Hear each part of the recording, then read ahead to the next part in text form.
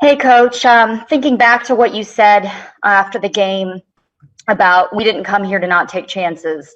A year ago, you kind of did that at the Super Bowl when you talked to us and you said, I want Tom Brady. Some people might have even laughed at you when you said that because you were coaching a 7-9 team at the time.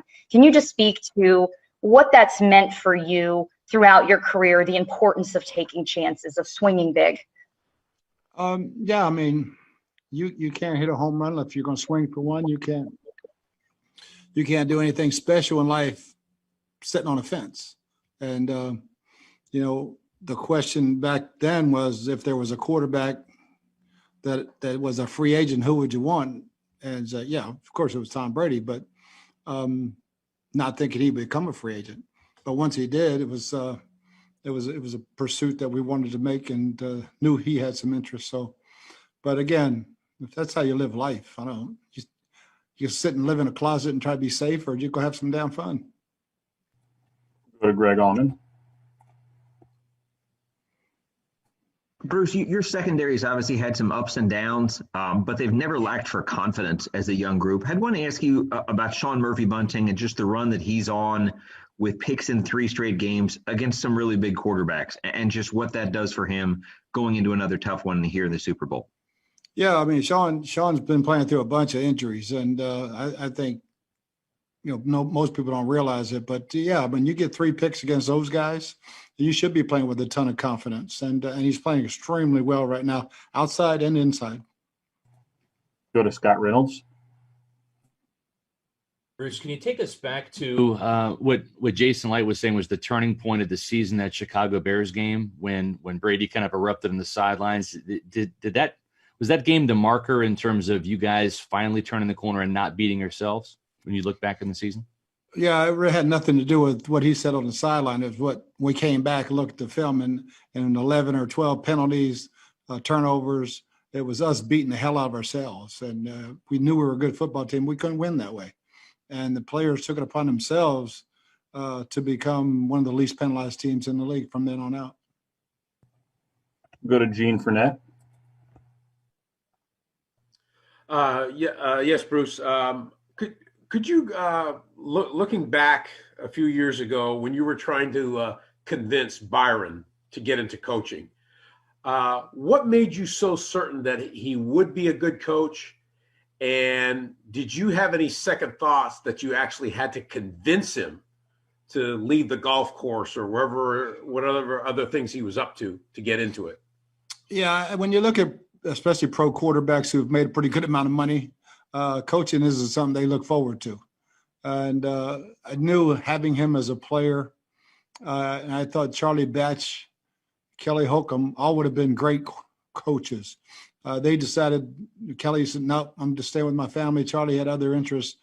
Byron, it was just a matter of just keep plugging away until he got bored and wanted to do something with his life. And he was very young, so I just kept hammering him. And I think once he got in there for that spring, he realized, yeah, coach, this is what I want to do the rest of my life. We'll go to Sarah Walsh. Hey, Bruce, obviously it's unusual aside from a bye week to have this much time off to prep for a game, and it's for good reason for you guys. So I'm just curious. I know we hear you talk a lot about, the practice and the mood and the intensity of practice, and you wouldn't be ramping that up right now so far out from the game. So I'm just sort of wondering schedule-wise how you handle from now until the Super Bowl in terms of what you want to accomplish every day and then like ramping it up next week. No, we ramp it up this week because there's so many obligations with the media next week. You don't want to try to teach your game plan, and we'll ramp it up again next week, but we're getting everything taught. Had a great practice today, and we'll go full speed Friday and Saturday, and then come back and get a full week's work in. But again, all the obligations to the media and everything else, it's different next week. We'll go over to Charlie Clifford. Hey, Bruce, up here in Indy. Congrats, you're a miracle worker. You have some folks up there actually cheering for Tom Brady. So job well done there. Thank you. We're looking back at 2012, man. It was an incredible emotional ride. What piece of that season do you still carry with you ahead of this huge moment? Oh, really all of it. I think there were 2 moments. Beating the Packers in that first game and letting Jim Irsay take that game ball down to the hospital and give it to Chuck, and then standing on the sidelines in Kansas City and winning that game and going to the playoffs with that very, very, very young team. We'll go to Ben Volen. Hey, Bruce. Heading into the bye this year, you guys lost 3 of 4 games. Then after the bye, the offense played great. You've won 7 games since then. Can you just take us back to how you guys approached the bye week? And did you tinker with things and maybe figure things out back then?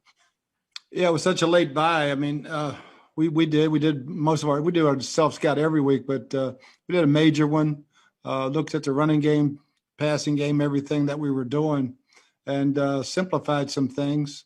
But we really started playing really good the second half of that Kansas City game, and built the momentum from then. And then obviously the second half in Atlanta, gaining that confidence, gaining that continuity, and then defensively playing so well in the playoffs and playing good complementary football, taking ball away, scoring touchdowns. So since that time, we've been playing pretty good complementary ball. We'll go to Tom Rock. Bruce, I was hoping you could talk a little bit about how Tom and Gronk play off of each other in the locker room, particularly. Seem to have 2 very different leadership styles. How does that work out? And did you know that when you brought them both in? I didn't know about Gronk's work ethic. It's unbelievable. I mean, he comes in early, stays late, is great, but he's Gronk. So he's got that great personality to go with his work ethic. You knew Tom was a great leader. And with COVID, I don't go in the locker room very much, but those 2 guys brought something extremely special because they've been there and done it. And when young players see that, they listen. And you see 2 totally different personalities doing it the same way. We'll go to Nora Princiotti. Yeah, hey, Bruce. So you look at both Super Bowl teams and look at the rosters, and it seems like both have really strong tight ends. And even just looking around the league, it seems like maybe not everyone's quite to that level, but there's really good play at that position. So I'm curious, kind of over the last 10 years or so, how you've seen that position develop and how it's valued by teams kind of develop. Yeah, I think you hit the nail on the head. Great athletes started playing the position, maybe a little bit before that, but most of them weren't good enough basketball players, so they turned to football. And, I think Tony Gonzalez was one of those type guys that started it. But Antonio Gates, really good power forwards that they weren't going to the NBA, so they went to and that's what you're seeing, great athletes playing that position now. Go to Kevin O'Donnell. Hey, Bruce, getting back to that bye week, one of the issues you guys were having in losing 3 of those 4 games was the long ball just wasn't connecting with Tom. I think he missed 24 straight passes over 20 yards. What changed with his game there? Because obviously he's been flat on since that point. I just keep working on it. Keep, continuity with the guys. Chris had been hurt. Mike had been hurt. Scotty had been out. I mean, different. AB was just getting into it. I think we were starting to gel a little bit going into that bye week, and then just working on it during the bye week, and just continue to throw more of them. We'll go to Karen Loftus. Coach, your offensive line has really gotten into a groove, especially, I know we keep pointing to the bye week, but especially since then, they're giving up less than a sack per game. Can you just speak to their ability to protect Tom and not only keeping him off the ground, but also giving him enough time to complete his passes? Yeah, they've done a great job. I think they've done a great job all year, run and pass, but pass protection has been great. You got to throw the tight ends in there, and Joe Haig. Those guys have done a really good job, and our running backs. So it was, again, a work in progress for a long, long time. And, things just started to click, and little things by little, pieces by pieces. And after the bye week, knock on wood, other than losing Alex Kappa, we've been pretty healthy. So that's really helped. We have time for a few more. We'll go to Deanne King. Hey, Coach. So basically, this Super Bowl, where it's really going to be very historic, and mainly in part, we're going to see two women coaching out there on the field. We have Black coordinators that are on the field. Kind of a two-part question here. One, what message do you hope this sends to our nation, really the world, especially given the climate of racial issues right now?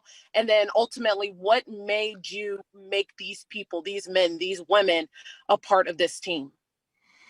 Well, the men are easy. They're my guys, and they're outstanding. They're some of the best coaches I know. The women was by choice. I thought that door needed to be open. They're great teachers. They work their tails off, and they're more than qualified. Really happy to see Sarah calling the ball game, getting to be the first official. But inclusivity and diversity are great ways to teach. I mean, the more input from different types of voices, the better output you get. And so, yeah, we're very, very proud of our staff, and looking forward to having a great game. Last one will be John Romano. Hey, Bruce, as much as the rest of the world wants to focus on Tom Brady for this matchup, you've been talking about building a great defense here from the moment you arrived. Just how far has this defense come under Todd Bowles in the last 2 years?